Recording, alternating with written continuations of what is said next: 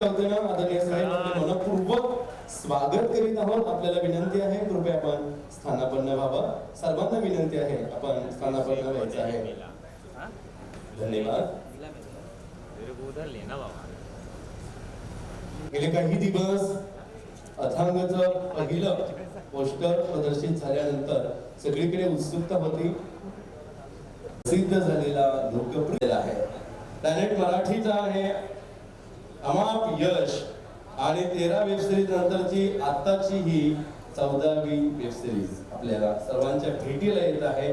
त्याची उत्सुकता आम्ही अधिक आणून ठेवणार नाही आणि प्रत्येक सर्वांच्या चेहऱ्यावरती ओसरणारा आनंद आणि उत्साह आहे.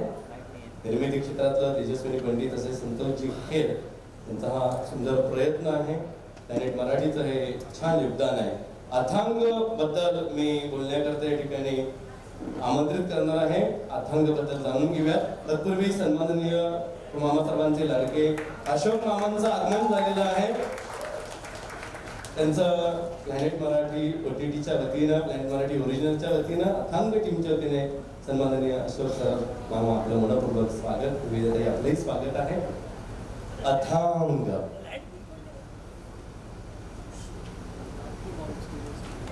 ज्याचा कधीच कुठेच थांग लागत नाही सा अथांग. एक वेगळी रचना, वेगळा कंटेंट घेऊन प्लॅनेट मराठी जगभरातील मराठी प्रेक्षकांसमोर येत आहे.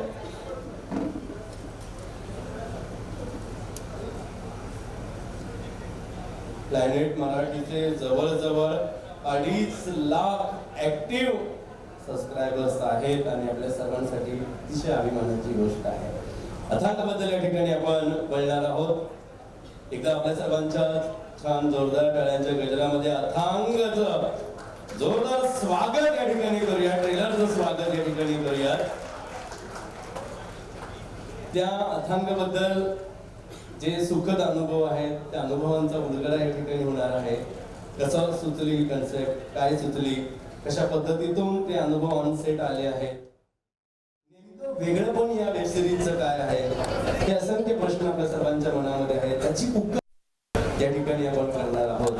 दिग्दर्शक, कसे निर्माते, त्या वेब सिरीज मधील सर्व कलाकार मंडळी, निर्माते मंडळी, अक्षयजी बर्दापूरकर या सगळ्यांशी आपण छान संवाद साधणार आहोत. आणि अथांगचा ट्रेलर आदरणीय रसाहेबांच्या शुभ हस्ते तो ट्रेलर पाहिल्यानंतर त्यांचे काही भावना आहेत काही आपण जाणून घेणार आहोत. तर अथांग बद्दल आपण या ठिकाणी बोलूयात.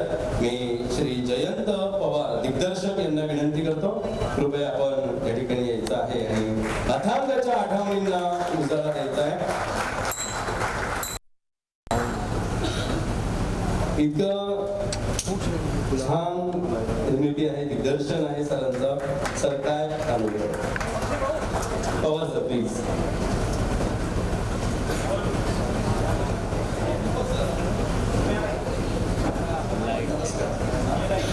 हॅलो, थोडा आवाज बोला. हॅलो. खरं तर स्टेटवर असतो तर मी अथांगबद्दल खूप बोलू शकतो असतो, पण काय बोलावं मला कळत नाही आता. पण तरी काही अनुभव मी तुमच्याशी शेअर करतो. सर्वप्रथम सन्माननीय रासायनिक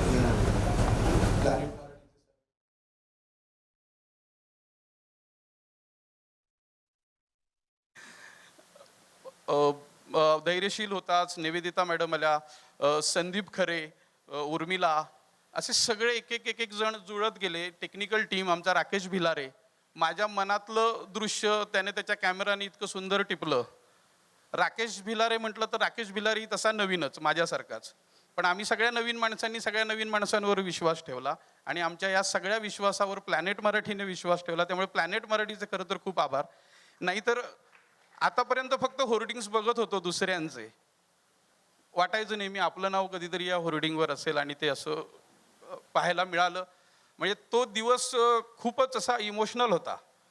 धैर्याला फोन केला, तो रडत होता की फूड मॉलला त्याने पोस्टर पाहिलं. मी त्याला फोन केला, म्हटलं क्या हिरो अभी पोस्टर पे आया तो फोन नहीं उठाएगा मेरा. तो बोलतो सर मी रडत होतो. मी म्हटलं अरे फिलिंग एन्जॉय कर, हे खूप छान सुंदर फिलिंग आहे. आणि आता आपण जे काही बनवलंय ते निश्चित लोकांना आवडेल. आवडलं पाहिजे. धैर्य. खरं तर मला बोलता येत नाही. कॅमेरा वगैरे आजूबाजूला असेल तर मला खूप बोलता येतं. असं स्टेजवर उभा राहून फार बोलता येत नाही आणि मी जास्त वेळ घेणार नाही कारण मला तसा आदेश आहे, मोजकंच बोलायचं आहे आज. त्यामुळे तुम्ही सगळे इथे आलात आणि मला अपेक्षित नव्हतं. मी एंट्री केल्या केल्या पाहिलं की अबे ये क्या है, ये क्या माहोल है. मला खरंच अपेक्षित नव्हतं की इतकं सुंदर आणि हा सेट वगैरे आमच्या सुमितने जो काय उभा केला आहे, तेजूने जी मेहनत केली आहे या सगळ्या याच्याबद्दल मला हे अपेक्षितच नव्हतं की इतकं मोठ्या प्रमाणात आणि इतकं छान सगळं असणार आहे. तर त्याबद्दल तुम्हा सगळ्यांचे पुन्हा एकदा धन्यवाद. आम्हा सगळ्यांच्या या आनंदात तो आनंद द्विगुणित करण्यासाठी तुम्ही सगळे आलात, आम्हाला सपोर्ट करण्यासाठी आलात, त्याबद्दल तुमचे सगळ्यांचे आभार. जे नेहमी माझ्या सोबत उभे राहिले, जे नेहमी माझ्या पाठीशी उभे राहिले, त्या सगळ्यांचे आभार. खरं तर मला आभार मानायचे नव्हते कारण ऋणात राहिलेलं कधी बेटर. आपण जमिनीवर राहतो. तर मी सगळ्यांचे आभार त्यासाठी मानायचे टाळत होतो, पण या संधीचा फायदाही करून घेतला पाहिजे. आणि धन्यवाद, 2 मिनटं मला ऐकून घेतलं. थँक्यू सो मच आणि लव्ह यू तेजू. धन्यवाद सर. यानंतर मी मंचावरती प्लॅनेट मराठीचे अक्षय बर्दापूरकर सर यांना निमंत्रित करतो. तसेच निर्माती म्हणून पाऊल टाकणाऱ्या आम्हा सर्वांच्या लाडक्या गुणी अभिनेत्री तेजस्विनी पंडित आणि निर्माते संतोषजी खेर यांना आमंत्रित करतो. जोरदार टाळ्यांनी आपण त्यांचं स्वागत करूयात.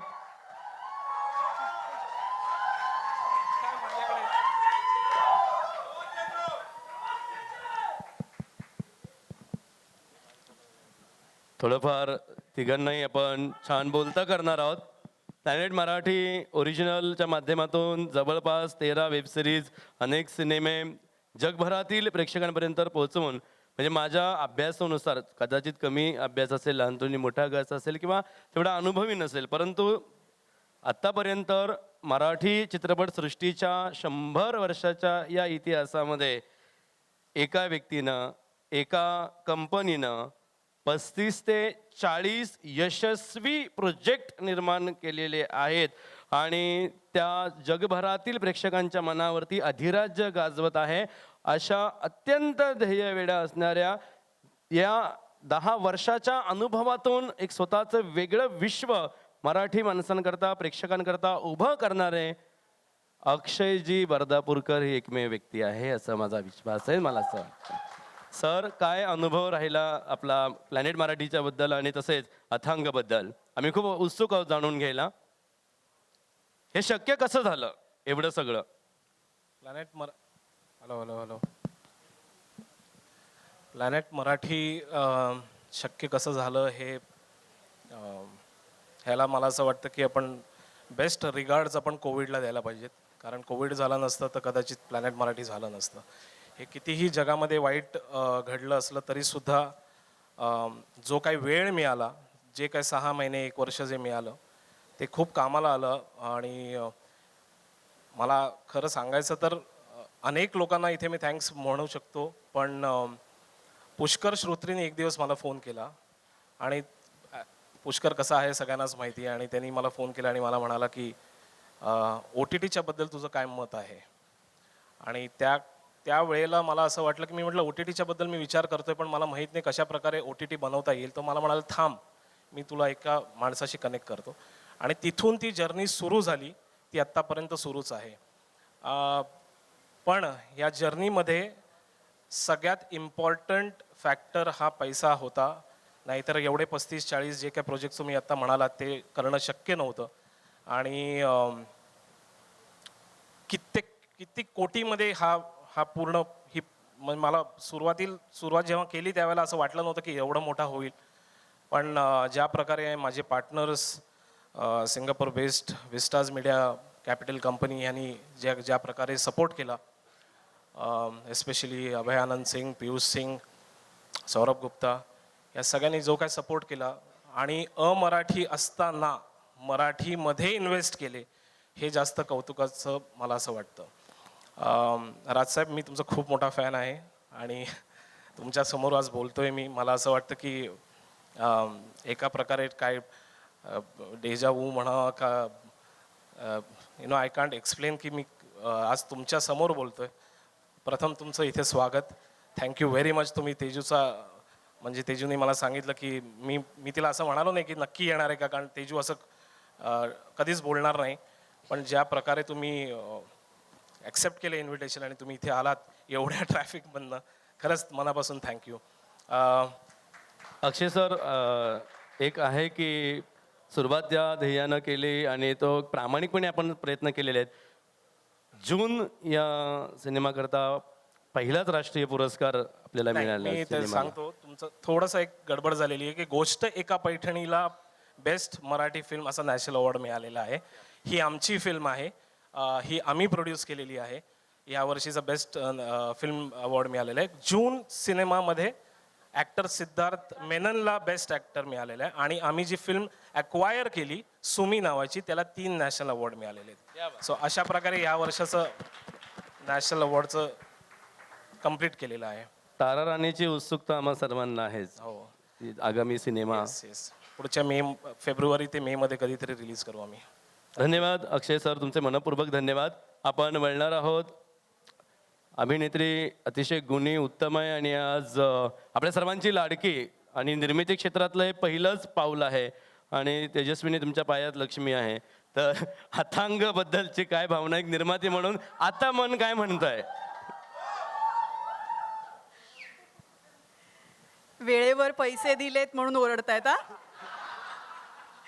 नाहीतर निर्मातीसाठी एवढं कौतुक होत नाही. तर आय लव्ह यू गाईज.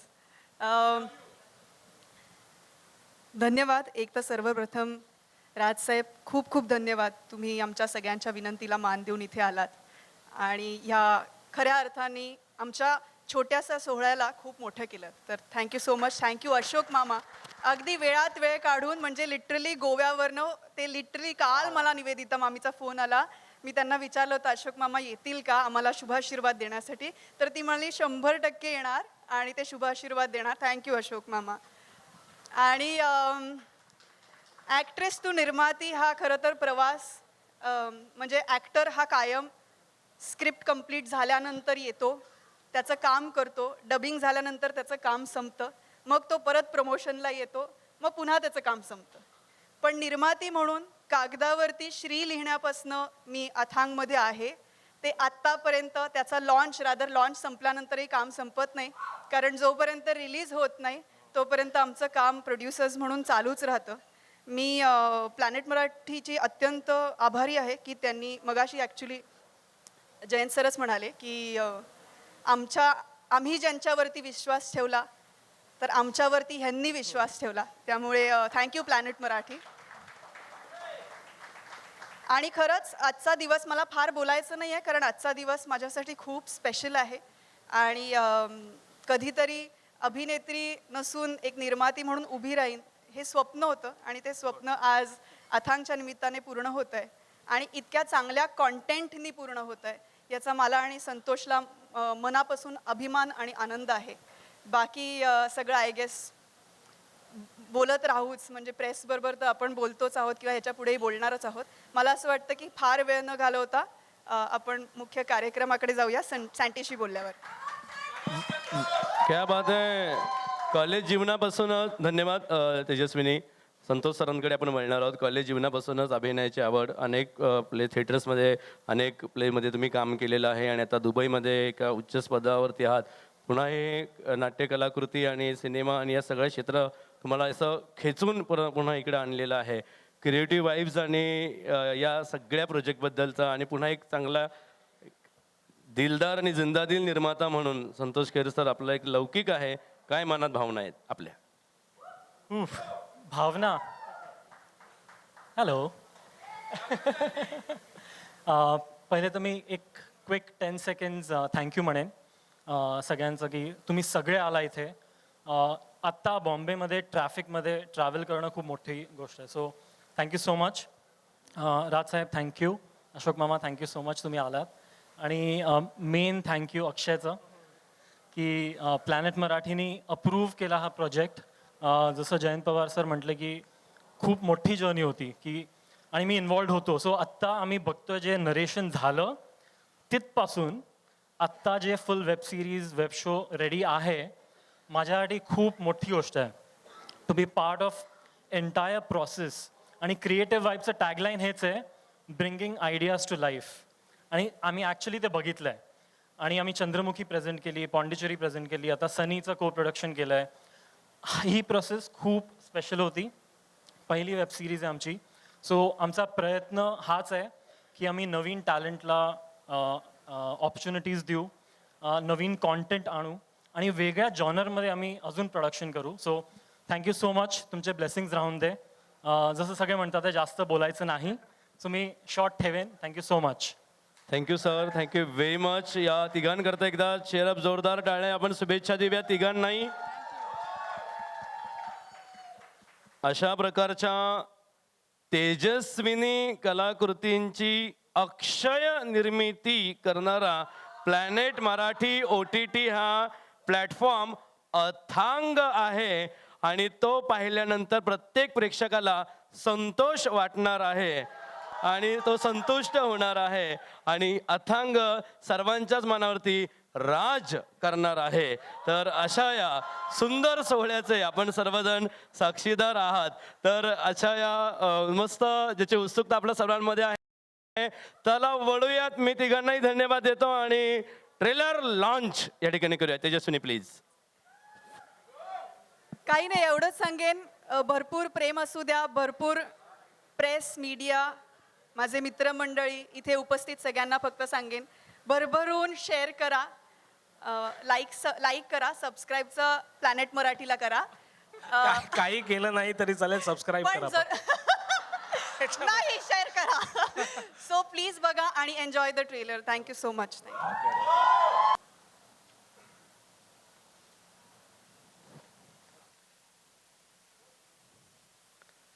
अभिनयाचे सम्राट आदरणीय मामांचा सन्मान या ठिकाणी होतो आहे. मी मामांना विनंती करतो की 2 शब्दामध्ये आपण अथांगबद्दलच्या भावनांनी शुभेच्छा द्यायच्या. नमस्कार राजसाहेब, नमस्कार. आपल्याला ट्रेलर आताच मी पाहिला. इंटरेस्टिंग आहे, फारच इंटरेस्टिंग आहे. म्हणजे मला अजूनही अंदाज येत नाही काय असेल आणि काय नाही. म्हणजे उत्सुकता लागलेली, काहीतरी वेगळंच दिसतं हे. मी असे हे पाहिलेले आहेत, सुरुवातीला प्रोमोज पाहिलेले आहेत, पण हा मला जास्ती असं म्हणजे कॅची वाटला. चांगला आहे, बघूया. माझी उत्सुकता अजून ताणलेली, मी बघेन, निश्चित बघेन असं मला वाटतंय. चांगले आर्टिस्ट तुम्ही घेतलेले, चांगल्या रीतीने तुम्ही प्रेझेंट केलेलं आहे, चांगल्या रीतीने दृश्य दिसलेलं आहे. बघूया पुढे काय होतंय आणि हे निश्चित तुम्हाला चांगलं होईल. हे चांगलं होईल आणि चांगलं यश मिळेल याबद्दल मला खात्री आहे. माझ्या शुभेच्छा तुमच्याबरोबर सतत राहतील. Thank you very much. धन्यवाद, मनपूर्वक धन्यवाद. आपल्याला विनंती आपण स्थानापन्न व्हावं. यानंतर मी अक्षयजी बर्दापूरकर, संतोषजी खेर आणि तेजस्विनी पंडित यांना विनंती करतो की आपण सन्माननीय राजसाहेब ठाकरे यांना बा इबादत मंचावरती घेऊन यायचं आहे. मराठी कलाकार असोत, मराठी माणूस असो, प्रत्येकाच्या सोबत खंबीरपणे उभा राहणारे आदरणीय राजसाहेब यांचा सन्मान या ठिकाणी होतोय. मी संतोषजी खेर यांना विनंती करतो की आपण राजसाहेबांना शॉल या ठिकाणी देऊन सन्मानित करायचं आहे. तसेच अक्षयजी बर्दापूरकर यांना विनंती आहे की आपण तुलसीचे रोप देऊन त्यांचा यथोचित सन्मान करायचा आहे.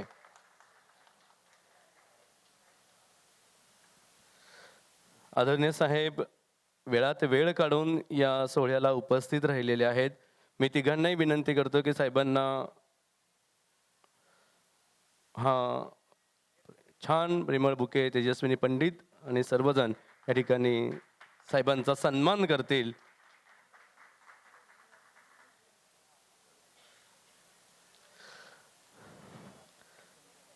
अथांगचा हा छान ट्रेलर सोहळा एक वेगळी मजा आली, वेगळी रंगत आलेली आहे. आपल्या सर्वांच्याच उपस्थितीने एक अनोखी शोभा आजच्या सोहळ्याला आलेली आहे.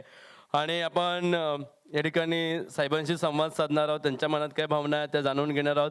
तेजस्विनी पंडित त्यांना बोलतं करतील आणि मी अक्षय सरांना आणि संतोष सरांना विनंती करतो आपण स्थानापन्न व्हायचं आहे.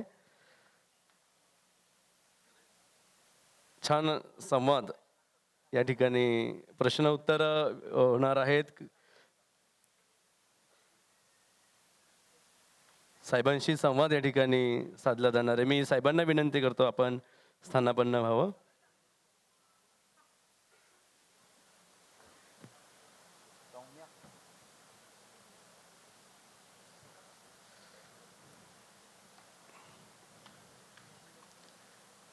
आदरणीय राजसाहेब आणि तेजस्विनी पंडित यांच्यामध्ये मी शाब्दिक अंतर न ठेवता थेट तेजस्विनीला विनंती करतो की आपण संवाद साधा. वा जोरदार टाळ्या सर्वांच्या.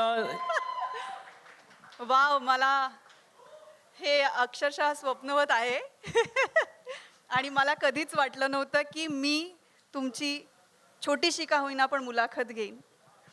आपल्या सगळ्यांनाच राजसाहेब खूप मोठे राजकारणी आहेत, पण त्याच्याबरोबरच ते खूप मोठे कलाप्रेमी आहेत.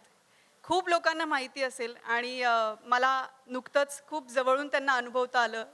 त्यांचे पेंटिंग्स आणि ह्याच्याविषयी लाईक्स, कायमच मराठी माणसाच्या पाठीमागे ते उभे राहिले, मराठी कलाकृतींच्या मागे उभे राहिले, अख्ख्या एंटरटेनमेंट इंडस्ट्रीच्या मागे उभे राहिले.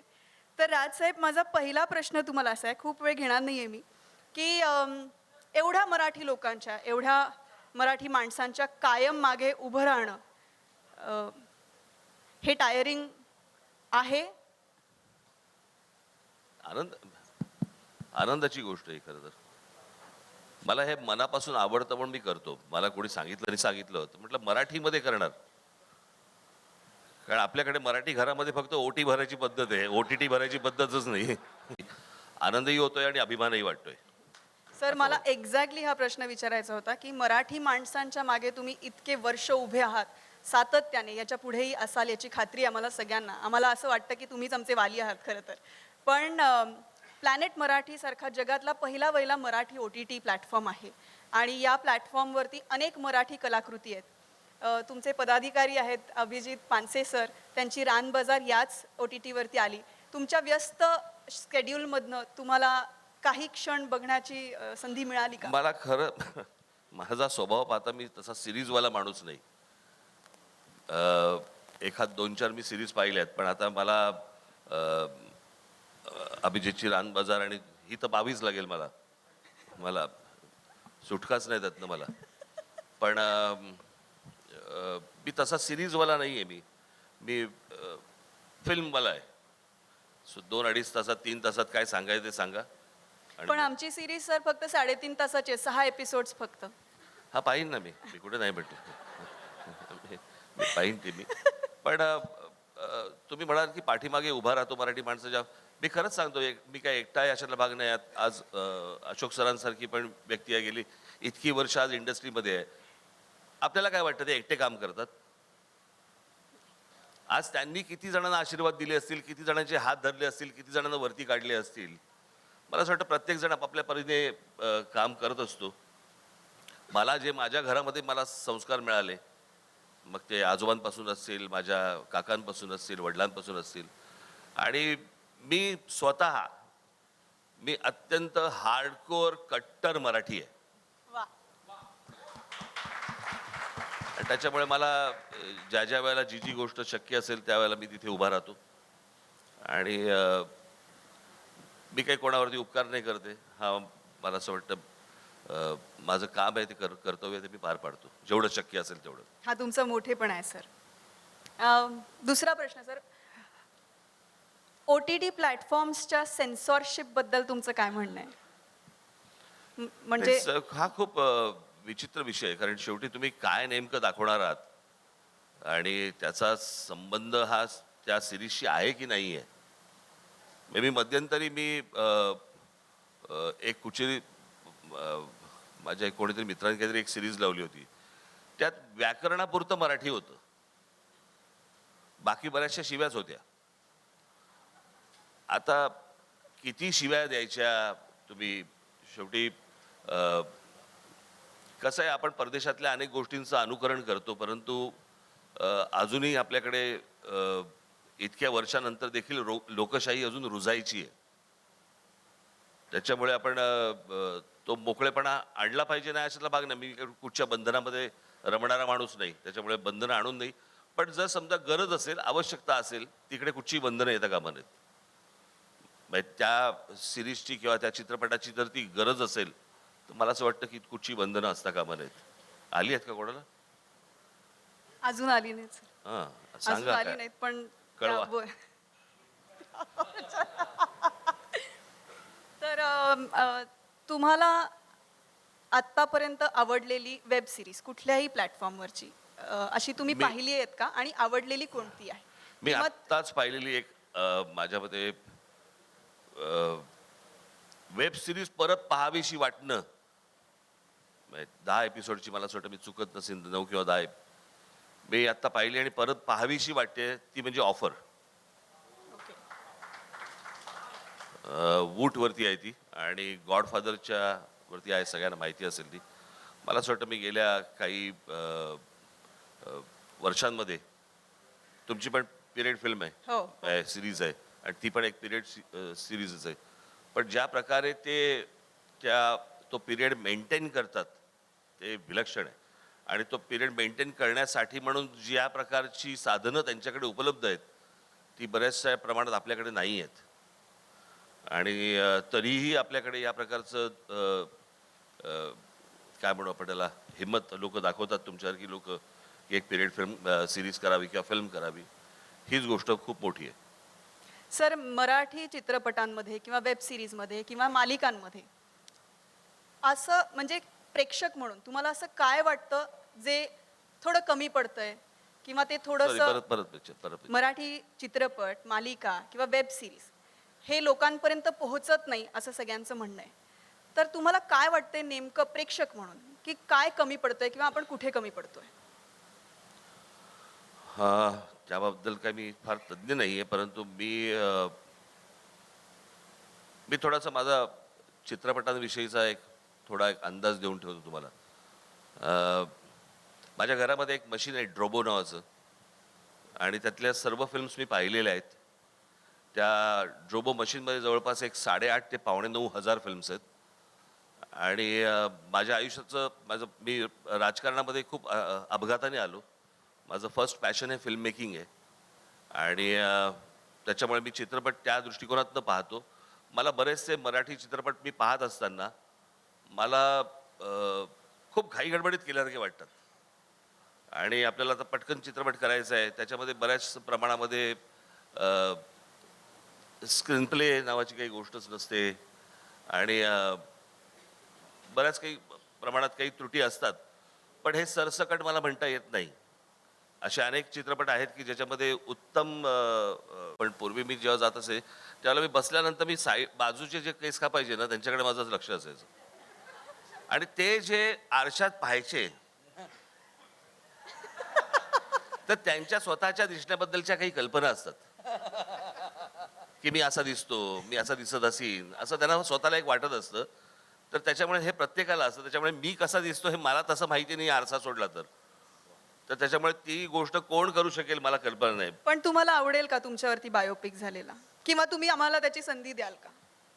ते काही असेल तर करा ना, उगाच काही असेल तर करण्यात अर्थ आहे ना. पण सगळं आहे सर, एका बायोपिक मध्ये जे गरजेचं असतं ते सगळं तुमच्या आयुष्यात आहे असं आम्हाला वाटतं, म्हणजे हो? मला वाटतं. लव्ह स्टोरी कुठून काढली मला माहिती नाही. मला मगाशी तुम्ही अहो, बायको बरोबरचीच लव्ह स्टोरी तेवढं. बरं, तेच होतं. मला म्हटलं असं कुठची गोष्ट जी मला माहित नाही जी तुम्हाला माहिती. बरं नाही, पण मला माहिती नाही. हल्ली सध्या बायोपिकचं भयंकर पेव फुटलेलं आहे. मी जी बायोपिक आजपर्यंत पाहिलेली बेस्ट बायोपिक आहे ती माझ्यामध्ये ॲटनबरोची गांधी आहे. आणि भारतामध्ये जर समजा पुन्हा जर चांगली भारतातल्या कुठच्या कॅरेक्टरवरती जर चांगली बायोपिक कोणाची जर होऊ शकत असेल, ज्याला आपण आयुष्यातले ज्याला रोलर कोस्टर राईड ज्याला म्हणतो, की ज्याला पाहायला आपल्याला आवडेल, ते मला असं वाटतं एकच कॅरेक्टर आहे, ते म्हणजे इंदिरा गांधी. कारण इंदिरा गांधींचं संपूर्ण जर समजा तुम्ही काळ पाहिलात तर ती रोलर कोस्टर राईड आहे. आणि ते एक बायोपिक अशी आहे की जी इंटरेस्टिंग होऊ शकते. बाकीचे मला माहिती नाही आहे. एखादा माणूस मला आवडला म्हणून मी त्याच्यावरती बायोपिक केली. गांधींच्या नंतर रिचर्ड ॲटनबरोनी चॅपलिन केली होती, ती जवळपास गुरुवारी पडली, म्हणजे शुक्रवारीच्या ऐवजी. नाही, खरं सांगतो मी, खोटं नाही सांगत. याचं कारण चॅपलिनच्या फिल्म्स मला बघायला आवडतील. मला चॅपलिनच्या आयुष्यात काय रस आहे, पण ती केली आहे. त्यातले काही काही सीन अप्रतिम आहेत, कारण ते शेवटी ॲटनबरो आहेत ते. पण बायोपिक करताना मला असं वाटतं निवड माणसाची ही योग्य होणं गरजेचं आहे, असं मला नक्की वाटतं. कारण मी कोणाहीवरती बायोपिक करून त्याच्यामुळे मी माझं काही मला माहिती नाही. मग माझा प्रश्न बरोबर होता ना, काय निवड माणसाची करेक्ट असायला लागते. हो हो हो. ठीक आहे. राजसाहेब, मी एक प्रश्न मला खरंच मनापासून तुम्हाला विचारावं असं वाटतोय. ओळखीचा फायदा किंवा गैरफायदा घेऊन विचारतोय मी. मराठी वेब सिरीज करत असताना जसं त्याच्यामध्ये आता बंधनं नसली पाहिजेत, जिथे आवश्यक आहे तिथेच तो, आपण त्याला मसाला म्हणूया, तो असला पाहिजे. ह्या सगळ्या गोष्टी लक्षात घेत असताना अनेकदा मराठी वेबसिरीजमध्ये हिंदी का बोललं जात आहे असं आम्हाला प्रेक्षकांकडनं विचारणं होते. आम्ही आमच्या परीने जे उत्तर देतो तेव्हा ते असं असतं की मला रोज सगळी मराठी माणसंच भेटतील असा मी आग्रह धरत नाही आणि भेटतही नाहीत. मला अमराठी माणसं भेटली तर त्यांच्याशी मी हिंदीतनं त्याला कळेल त्या भाषेतनं संवाद साधतो. तर मराठी वेबसिरीजमध्ये अमराठी कॅरेक्टर्स असल्याबद्दल प्रेक्षक कधी कधी आरडाओरडा करतात, तर त्यांना आपण कसं उत्तर द्यावं? मी काय उत्तर देवायचं मी? तो मराठी कॅरेक्टर जर समजा मराठी सिरीजमध्ये येऊन जर समजा मराठी बोलणार असेल तर मला असं वाटतं जास्ती चांगली गोष्ट आहे ती. मराठी चित्रपटात किंवा सिरीजमध्ये येऊन मराठी माणूस येऊन हिंदीत बोलणार असेल तर घेण्यात काय पॉईंट आहे? आपल्याकडे काही कलाकार कमी आहेत का की त्या एकट्या माणसामुळे ती सिरीज चालणार आहे? असंही काही नाही आहे. आणि आपण अमराठी प्रेक्षकांचा जर विचार केला, जर समजा माझे जेवढे अमराठी मित्र आहेत, अगदी राजकुमार हिरानीपासून तुम्ही सगळेजण घ्या, ह्यांना आमचे जे विनोद शेअर होतात ते जवळपास 90% मराठीत होतात आणि त्यांना मराठी येतं. आपल्याला वाटतं त्यांना येत नाही. शेवटी ते इथेच वाढलेले असतात, इथेच मोठे झालेले असतात, त्यांना मराठी येतं. आणि त्या गोष्टी मला असं वाटतं जेवढ्या आपण टाळता येतील. हा जो कडवटपणा आहे ना, मला असं वाटतं हा आपण दाक्षिणात्यांकडनं घेणं गरजेचं आहे. ते जसे ठाम राहतात त्यांच्या गोष्टींवरती तसं आपण ठाम राहणं आवश्यक आहे. धन्यवाद सर, धन्यवाद. सो उलटू हो सर, मला फक्त एक माझी- पॉलिटिशियन नाही तर एका कलाप्रेमी बरोबर एक छोट्याशा गप्पा मारायच्या होत्या. थँक्यू सो मच सर, तुम्ही इतक्या स्पोर्टिंगली सर, थांबा. आम्हाला उत्तरं दिलीत. मीडियाला काही प्रश्न विचारायचे आहेत त्यांना. सर थांबा आता. काय रे?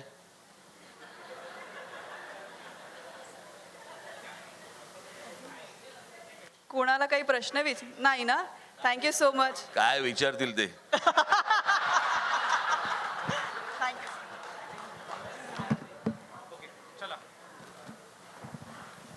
मी धन्यवाद आदरणीय राजसाहेब. अथांगच्या सर्व टीमला विनंती आहे, कृपया एक सामूहिक छायाचित्रणासाठी आपण या ठिकाणी यायचं आहे. अथांगचे सर्व टीम, सर्व कलाकार आदरणीय राजसाहेबांसोबत एक ग्रुप फोटो आपण या ठिकाणी घेणार आहोत. सर्वांनी प्लीज खाली यायचं आहे. अथांगची टीम पटकन खाली या. एक फोटो ऑपॉर्च्युनिटी घेऊन आपण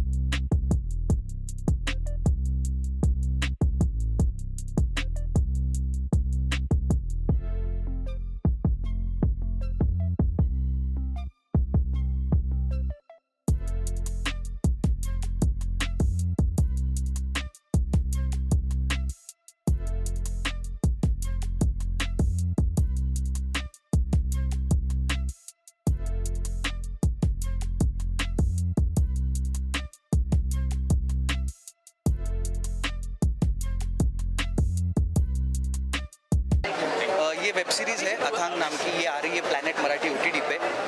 इसके 6 एपिसोड्स होने वाले हैं और मैंने इसके कुछ रशेस देखे रही, इतनी ब्यूटीफुल सीरीज़ हुई है। मराठी में ऐसा कंटेंट नहीं आया है अभी तक, so I am so happy that इतने अच्छे कंटेंट का I am a part of, like I am playing a lead character in this show, so I am so happy end proud that I am part of this web show. Is web series को shoot करते हुए ऐसी कौन C memorable moment थे जो आपने भी अरे मैंने आपको अभी बताया, ये जो सीक्वेंस शूट हो रहा था जो आप अभी पोस्टर पे देख रहे हैं, मैं जो बाइक चला रहा हूँ, पर्सनल लाइफ में मैं बाइक चलाना नहीं जानता क्योंकि किसी ज्योतिष ने मेरी माँ को कहा था कि आपका बच्चा बाइक से गिर सकता है, उसका एक्सीडेंट हो सकता है, तो मैंने बाइक की तरफ देखा ही नहीं और इस सीरीज़ के लिए मुझे बाइक चलानी थी और ये सीक्वेंस शूट करते तो उस बाइक के ब्रेक फेल हुए थे, सो मैंने कई सारी चीज़ें मैंने अपने अंदर डालकर, कुछ चीज़ें मेरे जहन में डालकर मैंने उनकी कोशिश की है मैं जितना हो सके उतना अच्छा ये किरदार कर सकूं।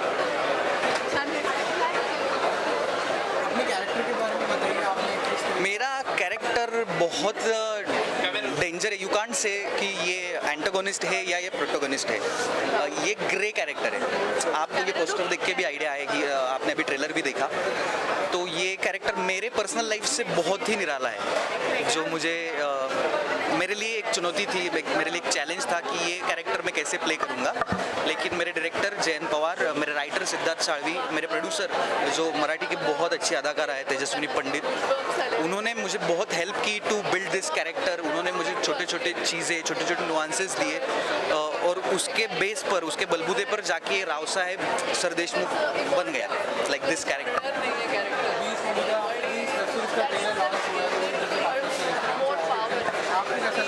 अरे भाई मैं तो खुशी से पागल हो रहा हूँ, मतलब मेरे लिए ये पहला है, लाइक यू नो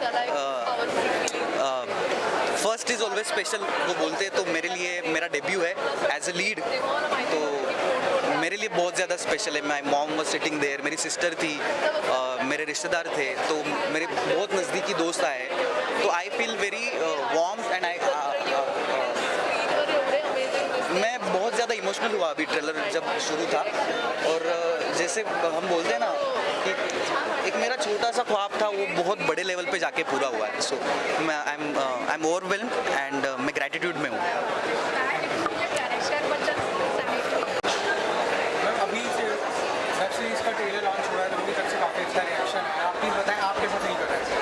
मुझे बहुत अच्छा लग रहा है, मतलब ऐसे लग रहा है कि ओके ये साल ख़त्म होने को आया है और कुछ अपना अच्छा काम बाहर आ रहा है और इतने अच्छे लोगों के साथ वो भी, तो बहुत अच्छा लग रहा है। और इस मूवी को शूट करते हुए कोई मेमोरेबल मोमेंट जो आपने बनाया? मेमोरेबल मोमेंट मतलब हम जिस वाड़ा में ये शूट कर रहे थे तो वहाँ पे वो काफ़ी पुराना, मतलब ब्रिटिश एरा वाला एरा के वक्त का वाड़ा था, तो वहाँ पे शूट करते वक्त एक वाड़ा का भी एक अलग ही एनर्जी था जिस लोकेशन पे हम शूट कर रहे थे, तो मतलब एक सीन था जिसमें मुझे भागना है और सामने कोई नहीं है और वो वाड़े के इर्द गिर्द ही था वो भागना, और रात का सीन था, तो मुझे एक point pay actually I was feeling कि कोई तो है सामने, तो और ऐसी चीज़ें हमेशा नहीं होती, मतलब रोज़ तुम्हें नहीं लगता ऐसे कुछ डिफरेंट हुआ है अपने साथ काम करते वक्त, कुछ तो अबाउट लाइफ कुछ तो हुआ है इंसिडेंट, तो वो मुझे बहुत लगा था कि इतने, और वो मेरा लास्ट डे था शूट का, तो कुछ तो मेरा और वाड़े का कनेक्शन हो गया था, and I think that is the one thing I am taking back with me. Character तो मतलब जैसे ट्रेलर में दिखाया है कि मतलब वो पानी से बाहर आ रही है और हमें कुछ आधा अधूरा ही दिखता है, तो मैं भी आपको कुछ आधा अधूरा ही बता सकती हूँ क्योंकि वो हुक पॉइंट और वो मिस्ट्री है पूरी वेब सीरीज़ की, उसके लिए आपको लास्ट एपिसोड तक देखना पड़ेगा, इस कैरेक्टर के बारे में और जानना है, वो कहाँ से आई है, उसका क्या, क्यों वो ऐसी है, क्यों, मतलब तो ये सब कुछ जानने के लिए आपको सीरीज़ ही देखना पड़ेगा। आई डोंट नो मतलब मुझे पता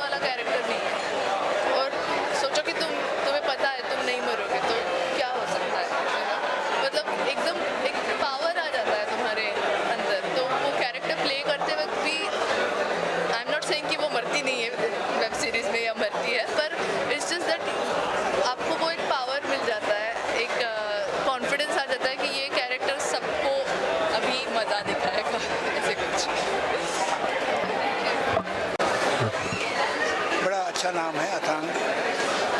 अथांग यानी इतना डीप, ऐसा उसका मीनिंग है।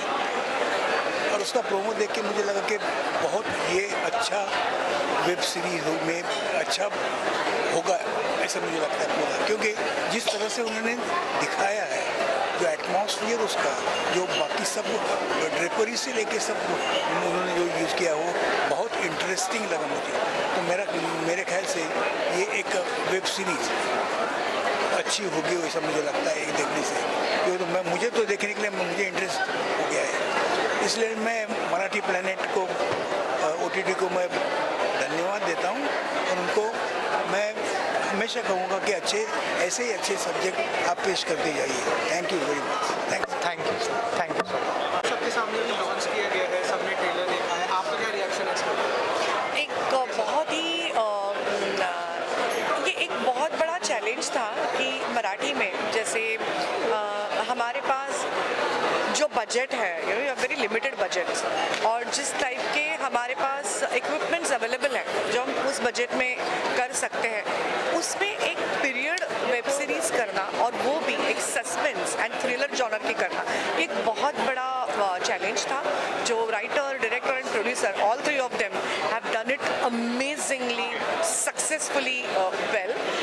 क्योंकि क्या होता है ना, जैसे हमने वही सोचा था कि बाकी भी किसी गाड़ी की आवाज़ ना हो, इसलिए पूरी सीरीज इन लोगों ने डब की है।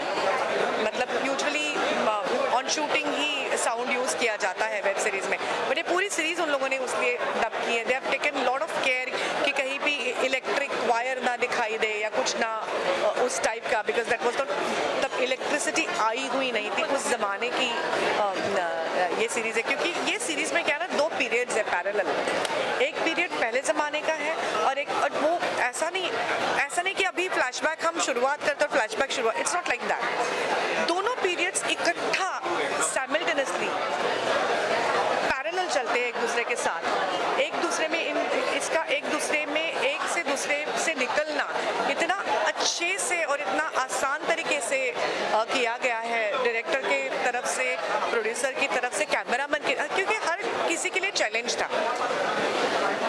जो प्रेजेंट पीरियड है वो भी है इसे 60s का, और जो फ्लैशबैक है वो है 50s का, 50 से भी पहले का, मतलब जब ब्रिटिश थे तब का, मतलब 47 के पहले का। सो वो फ्लैशबैक और वो period, so British era and the present period is also about 50s end 50s K. So ये 2 पीरियड्स लोगों के सामने खड़ा करना was not easy job, it was very difficult। जैसे आपने चैलेंजेस के बारे में बताया, इस कैरेक्टर को पोर्ट्रे करते हुए सबसे बड़ा चैलेंज आपके लिए क्या रहा? सबसे बड़ा चैलेंज था क्योंकि हमारे यहाँ it was very difficult for every day to use the prosthesis. मैं अपने बाल निकाल नहीं पाई क्योंकि इकट्ठा मेरे आई एम डूइंग थिएटर, मी स्वराणी ते दोघं नाम का मैं एक प्ले कर रही हूँ, वाड़ा चिरेबंदी नाम का एक प्ले कर रही हूँ, मेरे 2 प्लेज चल रहे हैं, और भाग्य दिले तुम्हाला नाम की मेरी एक सीरियल चल रही है कलर्स मराठी पे। तो ये 3 प्रोजेक्ट के साथ ये प्रोजेक्ट मैं कर रही थी, तो it was not possible for me to take out my hair, और जो यहाँ तक का भी निकालना मुश्किल था वो भी मैं नहीं कर पाई। तो वो चैलेंज था कि एक बाल भी ना दिखे वाइल डूइंग द मूवमेंट्स, कहीं पर भी वो सिर से ना नीचे जाए, बिकॉज क्योंकि एवरीडे वो प्रोसेस हम नहीं यूज़ कर पाए, it was very expensive. Secondly वो लगाने के लिए 1.5 घंटा लगता है, उसके बाद निकालने के लिए आधा घंटे से ऊपर टाइम लगता है, तो it was not time consuming था। और जैसे मराठी में है ना, जो एक्सपेंसेस है वो उतने ही होते हैं, तो how do we manage economically to make it economise, we do it in less days. तो कम दिनों में इतना सारा काम करना, उसमें इतना टाइम हम प्रोसेस बिठाने के लिए नहीं दे पाए। तो सबसे बड़ी चैलेंज मेरे लिए वही थी कि वो how do I manage to hide my hair. इस वेब सीरीज को लेकर प्लैनेट मराठी की जनता के लिए कोई मैसेज आपकी तरफ से?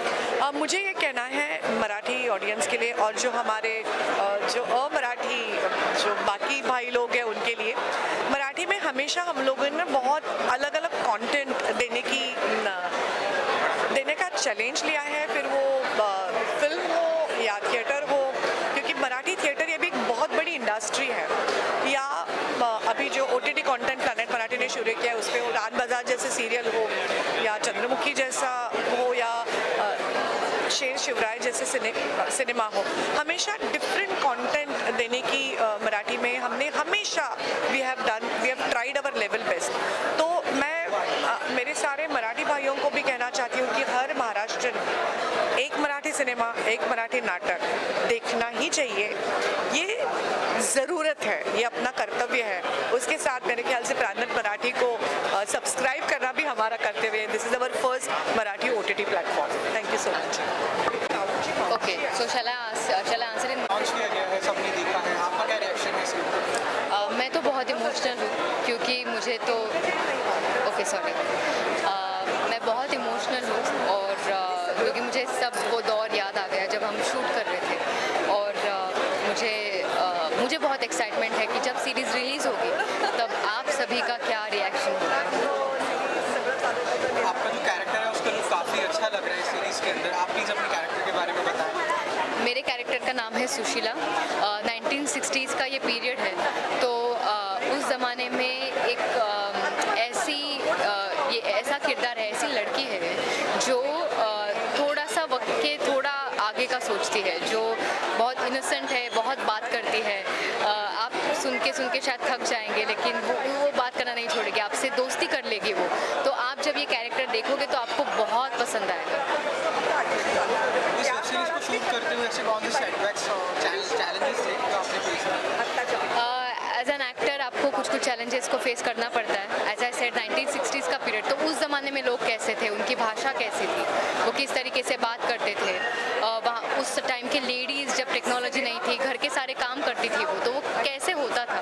तो ये सब सीखना, ये एक्सटर्नल प्रिपरेशन होता है, जो छोटी छोटी चीज़ें होती है, लेकिन जब आप पूरा पिक्चर देखोगे तब आपको समझ में आएगा। और उसके साथ साथ मेरा इंटरनल प्रिपरेशन कि एक ऐसा किरदार निभाना जो उस पीरियड में है, जो इतनी बातें करती है, जो मैं थोड़ा सा इंट्रोवर्ट हूँ, मैं ज़्यादा बात नहीं कर सकती या मुझे थोड़ा वक्त लगता है ओपन अप होने में, लेकिन वो बहुत जल्दी से दोस्त बना लेती है। वो अगर पहली बार भी मिल जाए तो आपसे बात करना शुरू करेगी। वैसा किरदार जब करना है तो ऐसे नहीं लगना चाहिए कि बहुत इरिटेटिंग हो रहा है या सिर्फ डायलॉग्स ही वो बोल रही है, सिर्फ बातें कर रही है। तो उसे समझना, उसका इसेंस समझना, ये एक बहुत चैलेंजिंग था। प्लैनेट मराठी जनता के लिए आप कोई संदेश देना चाहेंगे अपनी तरफ से? सो हमारी सीरीज़ रिलीज़ होगी प्लैनेट मराठी पर, आप ज़रूर देखिएगा, आपको बहुत पसंद आएगी, ये मेरी मनोकामना है। ट्रेलर लॉन्च में सबने ट्रेलर देखा है, आपने भी देखा है, इसके अंदर आपकी क्या रिएक्शन है, कैसा महसूस हुआ? बहुत ही बेहतरीन ट्रेलर बना है। मैं काम करी हुई अलग बात है, पर एक थर्ड पर्सन के नज़रिए से अगर देखूँ फिर भी मुझे बहुत ही अच्छा लगा। सो आई होप ऑडियंस को भी अच्छा लगे। अपने प्लीज़ कैरेक्टर के बारे में बताएं, किस तरीके का कैरेक्टर आपने इसके अंदर प्ले किया? कैरेक्टर का नाम है जानकी। वो क्या है, कैसी है, क्यों है वेब सीरीज़ में, इसके लिए आपको वेब शो देखना पड़ेगा। और बहुत ही चैलेंजिंग कैरेक्टर था मेरे लिए और बहुत मज़ा आया उसे परफॉर्म करने के। सीरीज़ को शूट करते हो आपका सबसे बड़ा चैलेंज क्या था? यही पीरियोडिक थी सीरीज़, सो कुछ एक्सप्रेशंस अवॉइड करने थे, कुछ लैंग्वेज में चेंजेस लाना था या फिर कुछ बॉडी जेस्चर्स है जो अवॉइड करने थे। सो मुझे लगता है कि पीरियोडिक होना ये चैलेंजिंग था।